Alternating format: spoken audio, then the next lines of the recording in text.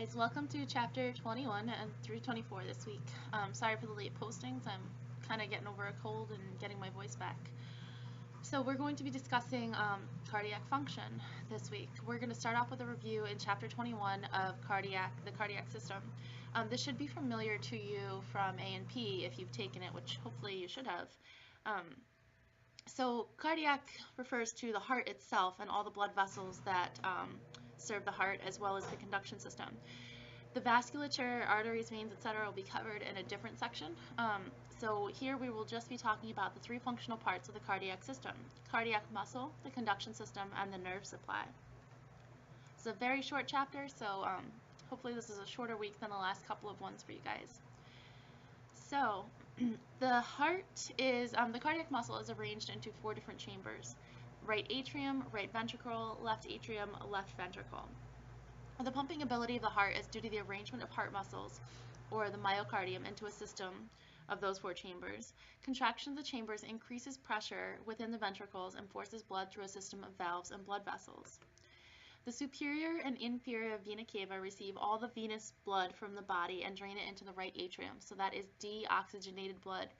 That blood has already been all over the body, dropped off its oxygen, and is returning to the heart to become reoxygenated by being pumped to the lungs.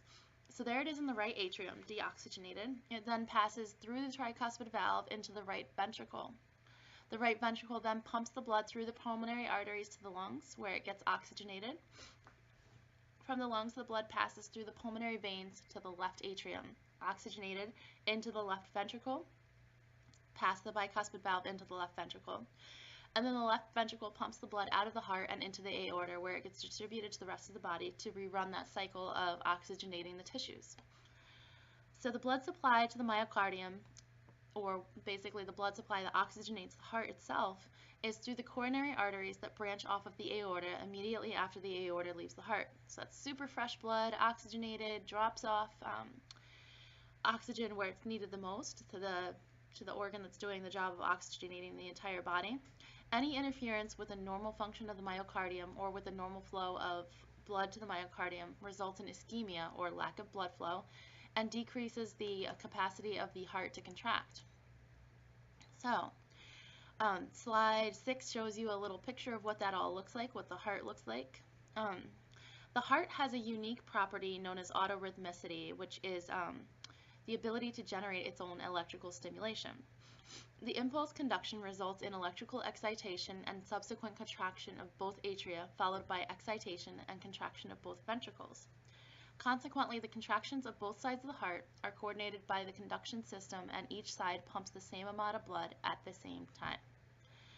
So if you were to take a picture of this or a recording, that's known as an electrocardiogram or an ECG. Slide 8 again shows the, let's see, make it a little bigger, the SA nodes and the AV nodes and how they fire. So you'll want to take a look at that. So the heart receives its nerve supply from both divisions of the autonomic nervous system. Since the heart possesses the ability to initiate its own heartbeat, the function of the autonomic nervous system is to regulate the rate and force of the contraction of the heart. Sympathetic nerves, remember this is fight or flight, release norepinephrine at adrenergic nerve endings that go to the SA node and increase heart rate, the AV node and increase AV conduction, and the myocardium, which increases contractility. Parasympathetic nerves, or rest and digest, release acetylcholine at cholinergic nerve endings that go to the SA node to decrease heart rate, the AV node to decrease conduction, and the parasympathetic system has little effect on myocardial contraction. So the main diseases of the heart that we're going to talk about in following chapters. And these are the diseases that you're going to see in the majority of your patients. Unfortunately, our diet, our lifestyle, our habits leave us open to a lot of problems with our heart. Congestive heart failure. This is basically failure of the heart. Decreased contractile ability. Blood accumulates inside the chambers, leads to enlargement of the heart, means less blood in the circulation. The kidneys respond by retaining more water and electrolytes. There is fluid retention and edema or swelling, and it's treated with diuretics to get rid of the water, fluids, vasodilators, beta blockers, and cardiac glycosides. So why congestive?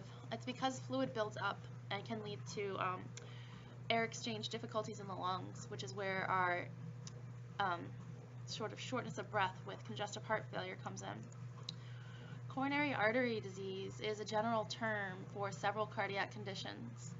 An insufficient flow of blood through the coronary arteries to the heart is a common factor in arteriosclerosis, atherosclerosis, and angina, which is pain, chest pain, angina pectoris. These disease conditions are the major contributors to the development of myocardial infarction, which is a fancy word for heart attack. Arteriosclerosis is the disease of the aging process in which there is a hardening or fibrosis and narrowing of the arteries. One type of arteriosclerosis, in which fatty deposits accumulate within the walls of the arteries, is known as atherosclerosis.